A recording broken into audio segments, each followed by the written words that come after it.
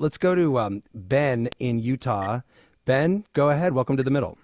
Hey, thanks.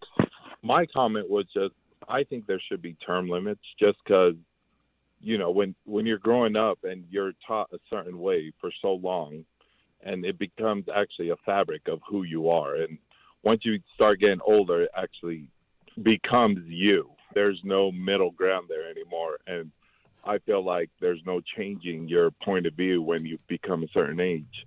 We're so partisan now that our older elected officials, there's no more trying to change their mind, and there's no leeway to reach across the aisle anymore at that point. There's no middle at all.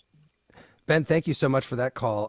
Philip Bailey, what about that? Do you find, as you talk to voters around the country, that they believe that older politicians are more sort of set in their ways about the partisanship that has polarized Washington?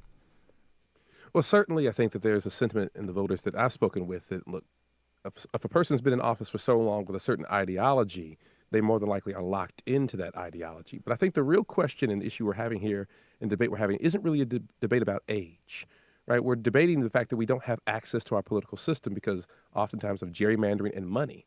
The reason why we see older politicians do well is because you have to have a lot of money to run for office. And I don't know about most of you all. I got a lot more money in my pocket than when I was 22 years old. Yep. Right? And I look at someone like David Hogg, the survivor of the Parkland, Florida massacre.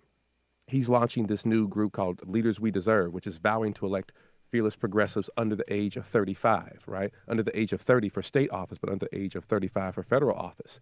And the main issue he's going to run into, I think, is going to be access and money. The question I have, I'm looking forward to seeing in some of the polling and conversations for future stories, is for 2024, how engaged will that 18 to 24 demographic be? If age is such a big issue, right, such a big deal, will we see youth voters upend and overthrow some of these politicians at the ballot box?